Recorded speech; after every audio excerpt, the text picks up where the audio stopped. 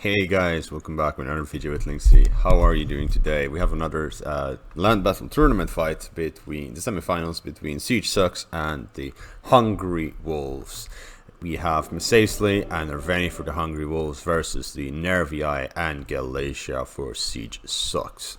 Now, we saw last game as Siege Sucks managed to pull a victory against the Hungry Wolves with its HRI tactics, and let's see what they pull off this game. They are fighting against my favorite army, which is I believe commanded by Ulfer, who's a really good player. He is playing as the Desert Romans, Masacely, and he's bringing a quite decent cohort of Desert Legionnaires, and a front line of Numidian Light Infantry, the best infantry, Tribal Warriors, and Numidian Noble Cavalry and Armored Numidian Cavalry to support the flanks. Meanwhile, our Veni is charging in straight headlong into the fight with Celtic Warriors, Chosen Swords, and I believe a couple of Oathsworn are in the mix as well. There are two Oathsworn that I can see, lots of Celtic Slingers into the fight, and some Levy Freemen to protect themselves from cavalry. Meanwhile, sneaky Numidian Riders back here. Sneaky Numidian Riders are facing off against the Cappadocian Cavalry. These guys should be able to... No, they're charging in. They're going to get slaughtered. Numidian Riders, you don't really want them to fight against any form of heavy cavalry. They are already dropping like flies over there.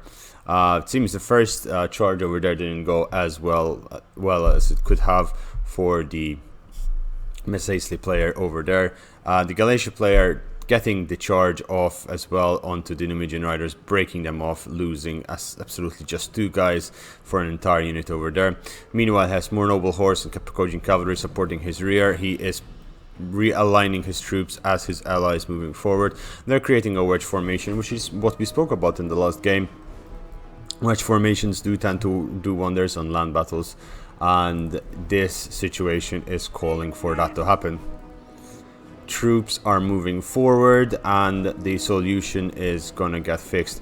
Levy Freeman over here getting stuck into the sides, and the Oathsworn, 3 Oathsworn for the NERVIIIIIII, moving on to the flanks. Not sure what the formation is and how they are reorganizing themselves. They've definitely moved forward because more or less this is the center of the map, as you can see. The map itself is very much in favor, and the map shape is at the moment in favor of Siege Sucks because they have taken over the forward position, whereas the Masacely and our Veni player from Hungry Wolves have stayed quite defensively. Now they have deployed their slingers up forward, and they're going to try and skirmish down as much as possible the units from the enemy team. And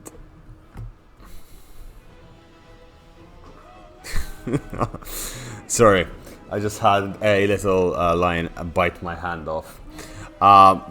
Let's get back to the fight. Now, as we're moving in, the wedge is forming, but even though it's forming, it is being done so at a controlled rate. Oathsworn are being brought forward to deal with the Numidian Noble Cavalry because they can deal with the Levy Freemen rather easily, especially if the armored Numidian Riders do take the flank and then these guys charge into the rear.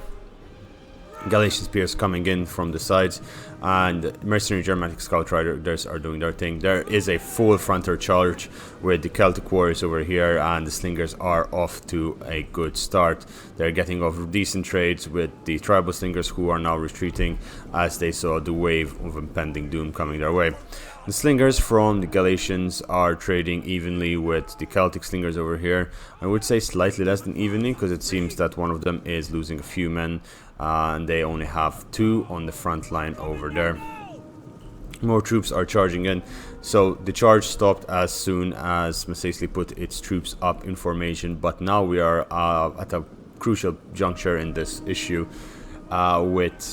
which is that the Masacely army itself is at such an angle that it's gonna slowly get surrounded. It's giving up ground with the cavalry. They're being cornered and they're being placed into the sides of the fight, which is gonna be an interesting solution to They're going to need an interesting solution, apologies, to this situation. Kapikojian cavalry charging headlong into those tribal slingers and are pulling out. They got a really good charge over there. Celtic warriors just charging in and dealing damage over there, and the Levy Freeman from Galatia is doing its thing and holding the Celtic warriors off from Morveni, from surrounding its ally. Now they're sending in a couple of Galatian swords and possibly Galatian legionnaires to reinforce that and reinforce the center, because if this center breaks over here, it's going to be a disaster for the NERVIIIIIII, as NERVIIIIIII have very low armor and a few rear charges would be able to break them. Fierce swords coming also in to try and plug the gap that has formed, and that is a bit of a miss micro. Galatia should never have moved that far. They were doing very well with their wedge, but at the same time now they're doing really well with their charge over here. Oathsworn charging in a Desert Cohort, and that would be a rather even fight. Desert Cohort will lose in the end because Oathsworn are just absolutely better, but they will hold their ground for a long time. Now the main issue from Ulfer's team here, the Hungry Wolves, is they're not charging forward. Arveni should really be charging forward. Galatia putting pressure onto this flank. They should really just moving everything and spearheading a charge into here, splitting the armies in half and cleaning up all of the NERVIIIIII, than dealing with the Galatians. They're doing decent damage to the slingers, but that's not going to be enough because they're also taking damage in return. Over here the Mid Spearmen are collapsing. The Desert Cohort are trying to plug the breach along with Desert Legionnaires, but it's not going to be enough. Levy Freemen are coming in. The Numidian Noble Cavalry got pillaged over there and they're trying to do their thing. Desert Legionnaires are getting slaughtered and Tribal Slingers are firing into their own allies over there, and that's not going to be great. Kapikojian cavalry getting a good rear charge over there and getting another charge into these Desert Legionnaires, helping out those Levy Freemen win.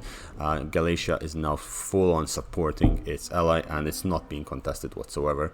They're just staring at each other, and this is not going to do well.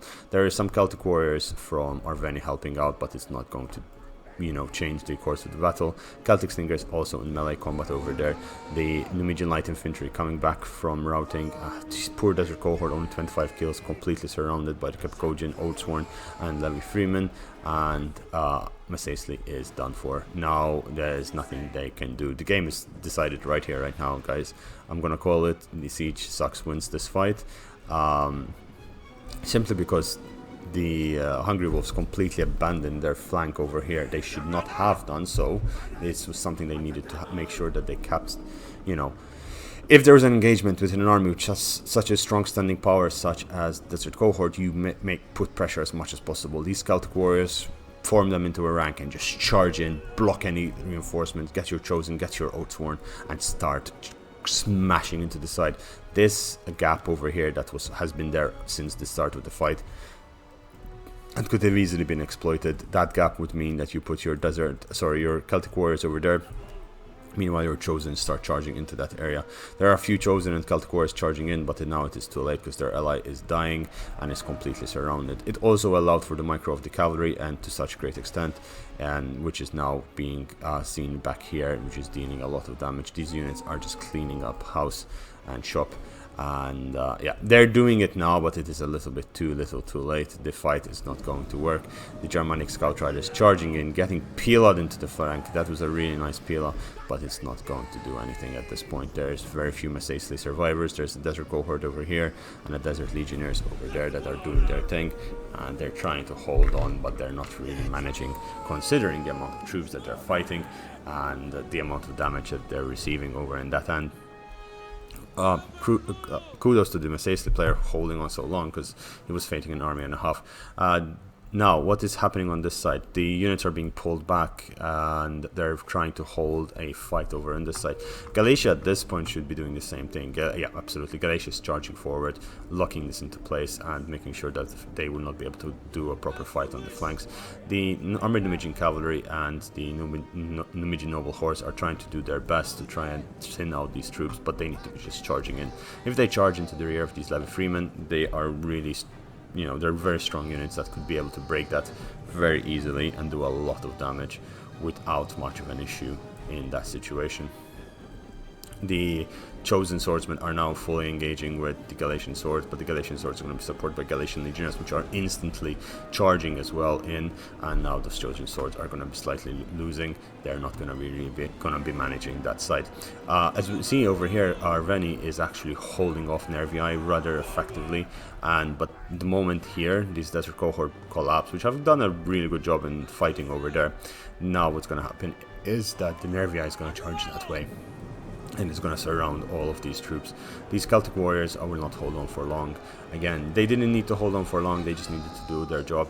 Oathsworn charging in, the Galatian swords over here are fighting. Now the Oathsworn are taking place of the chosen swordsmen. Chosen swordsmen are being pulled back, and I imagine they're going to be sent down that route and trying to hold off the NERVIIIIII. Now, I must say, the Arveni player is doing an impeccable job in holding the assault, and he repelled the first assault very easily from Galatia, which showed he could have easily won this fight if he engaged while this mishmash was happening, and unfortunately did not. Now over here, fierce swords are getting shot in the back by these Numidian riders, and pilas and slingers are just flying left, right and centers. Fierce swords surrounding the Levy Freeman over there. It's going to make them break rather easily. Now, what the bad thing about fierce swords, they only have 4-5 armors, and in their rear they are pretty, that's mostly wait, where is it? Fierce swords, 4-5 armor, where is it? And most of that, 35 shield value. So if you're getting shot in the back from slingers, it's going to really kill them fast. Unfortunately over here, this collapsed, so yeah, there is nothing they can do. And the Galatian legionnaires are still intact in some Galatian swords, so that's going to be a pain in the ass for Arveni, who could essentially clean this up, but not with this behind him. He has this assault coming in from various locations. Let's paint various locations over there. He has done a decent amount of damage over here, holding the line as long as he has. Again, the main issue is that he does not have the support needed to do so to win the fight. And we continue. I swear to God, this series has been crashing all the time. Anyway, where were we saying? We were talking about how the Capicodian cavalry are, yeah, they're getting into the Celtic slingers over here. That's going to be... These guys paid for themselves, and now the noble horse are coming in. The Arveni player is doing a decent job and chewing through all the remaining of the NERVIIIIII. And he's doing also decent damage to Galatia, but now he's completely surrounded and fighting in a collapsing circle. It's Oathsworn coming in, dealing with the Celtic slingers over there. Gonna get a few kills. Chosen swords over here, holding 2 units of Galatian legionnaires, not gonna hold on for long. Cavalry doing its thing. There are the Numidian nobles and the noble horse engaging over here. Support of the armored Numidian cavalry. That hopefully will do enough damage to break the general. And if that happens, it could be a really good fight. Celtic warriors breaking, but now the Oathsworn are fighting Oathsworn. These Oathsworn are quite heavily depleted, but then again, they already have 270 kills. So that's going to be not pretty. Oathsworn over here managed to break that blob. NERVIIIII's blob is gone. Okay. They're picking up. This Oathsworn is just now countercharging the Galatian legionnaires, but that's going to be a really tough nut to crack. More Oathsworn coming back here to try and hold this Galatian legionnaire structure. And the Oathsworn from NERVIIIIII just coming into the rear of the Chosen, and the Levy Freemen are fighting Oathsworn, so that is not going to go pretty. Over here, the cavalry is finally being broken, but the Numidian general over here is getting slaughtered by the noble horse, and there is not much left for Numidia to do except watch in horror as their allies get slaughtered. They did kill an incredible amount of our NERVIIIIII troop, and to be honest, this is why I was saying earlier they would have won if they charged in. That's when they lost, because Arveni didn't charge in, or rather charged in way too late in this scenario. It's mostly because NERVIIIII's troops just get slaughtered if they get any form of assault from behind, and that is their weakness. These Chosens are getting slaughtered by the slingers, just getting in a few hits here and there. Oathsworn doing relatively well over there. This guy is not, however, and these Galatian legionnaires getting in will sandwich everything. Army losses seems to be triggered. Units are breaking. That Oathsworn over there broke. Yeah, army losses been triggered essentially now. Master out. Outsworn will fight to the death. They are getting their kills in. Peel into their back, however, is not going to be pretty. General just trying to countercharge his back, and yeah, this Outsworn is dying 115 units in. Routing of army losses is cleaning up the rest. The general for Numidia is also being broken over there, and GG for Siege Sucks. We'll see you in the final, I guess.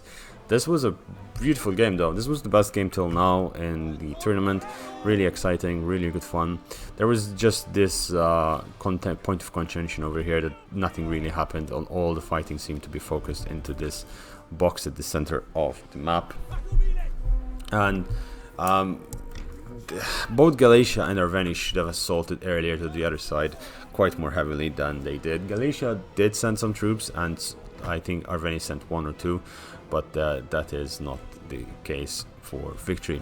Outsworn unit general is broken and costly victory. Let's see the kills. So London 2,800 kills as NERVIIIIIII. Bobby 2,200 kills. So Bobby was Galatia, London was NERVIIIIII, Dan was Arveni, and Ulfer was Saisley. Really good kills on so let's see with NERVIIIIII. Let's look at NERVIIIIII fell first. Really good kills with the Outsworn. All 3 Outsworn doing really well, and they were still alive. Fierce Swords doing okay, but the Celtics actually doing most of the damage in the start, and that is something quite interesting considering they were fighting really advanced troops. The Germanic Scout infantry, cavalry, and the slingers didn't do as well. With regards to Bobby, his main damage came from his horses. They were circling around like hawks, and they were being microed very well considering he was not put under pressure. His infantry was slaughtered down to the last man wherever they engaged, with the exception of the last few Galatian legionnaires he had. And so he did well, but he could have either assaulted Arveni earlier and given time for NERVIIIIII to clean up and just keep charging in, and or support NERVIIIIII completely to the side and not let Arveni just charge in. Arveni, on the other hand, doing really well. 338 kills on the Outsworn over there, 258. This one didn't do as well. The Chosen Swords doing really good and getting a lot of kills. So did the Celtic Warriors over here. Just absolutely beautiful charges they did on the NERVIIIIII. Ulfer, on the other hand, got absolutely slaughtered at the start of the battle, mostly because his legionnaires got surrounded. Those that did manage to survive for a long enough time, they got a few decent kills. This cohort was sandwiched between 2, I think, Outsworn units, so I can understand why I didn't get any kills. He played really well with his cavalry, circling around and skirmishing. Unfortunately, his Numidian riders weren't that useful at the start of the battle. Overall, really good game to both. Really fun and enjoyable. Hope you guys enjoyed it. I certainly did, and if you did enjoy it, please subscribe to the channel, and I'll be bringing you the other semifinals and the finals very soon.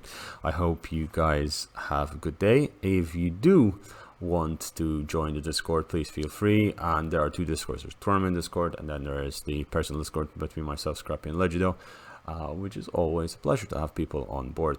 Keep in mind that this tournament is being sort of sponsored by CA. They're sponsoring the prize for the finalists, for the winners of the final battle, and so thank you to CA for that. With that said, guys, I wish you have a lovely day, and take care. Bye bye.